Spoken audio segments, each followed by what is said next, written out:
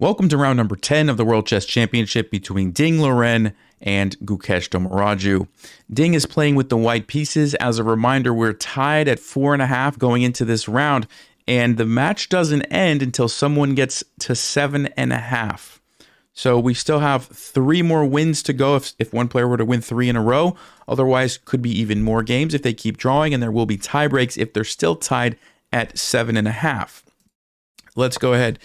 D4, knight f6, and Ding decides to play a London. Now, if you'll remember, he played a London earlier in this same match, and the game went similar to this, where Gukesh played c5, but in that game, Ding played an early bishop to b5 check. I think the actual move order was c3, bishop d6, and then he played bishop to b5 check, and we had a very interesting line where he gave up the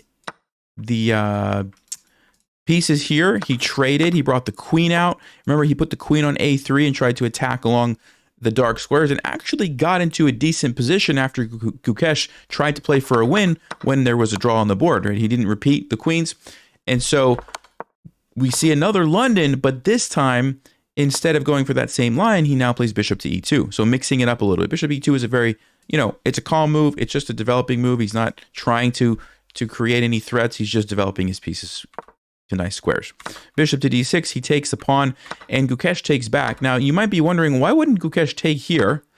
Double up the pawns. You have doubled pawns, and you could even go queen a5 check and get your pawn back right away.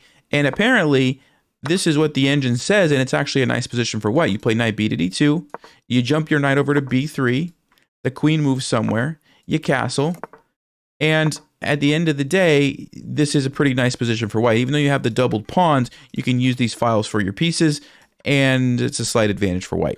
Nothing really to be had there for black. So instead of that, he simply takes on c5. We get c4. He's attacking at the center. Black castles, white castles, developing their pieces.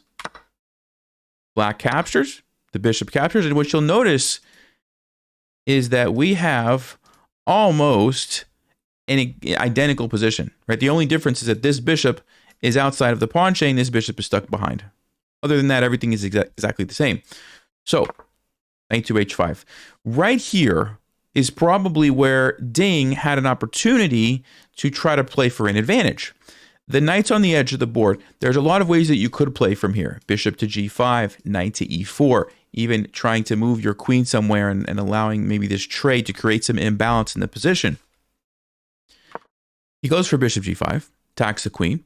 Of course, if black wants to trade, they can, but now, I don't know which rook, maybe this one, white's going to be the one who gains control of the file. You can't even fight back for it right away because the bishop is there. That's kind of annoying. Stockfish says it's fine, there's not a huge advantage, but that's one thing to think about.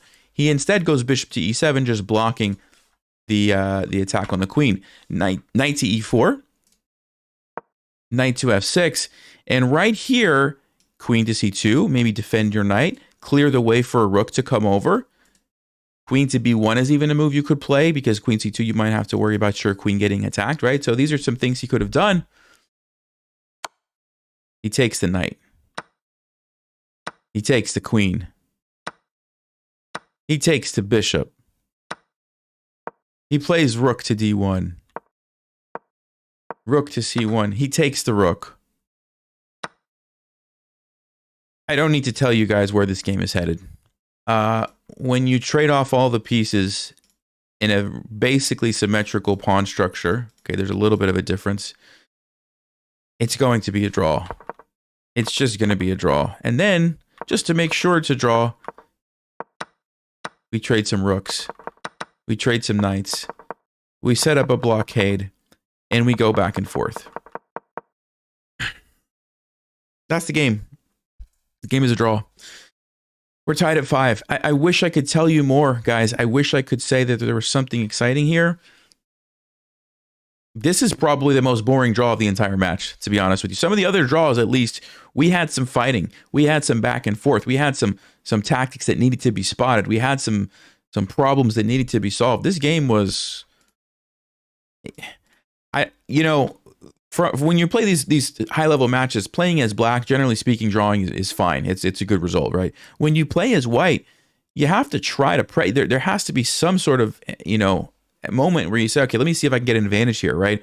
And I didn't think that Ding did that at all in this game.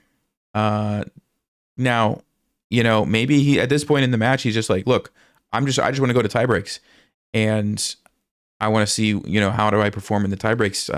I don't know. I don't know. That's it. I'll see you guys in the next round. I don't have anything else. Stay sharp. Play smart. Take care.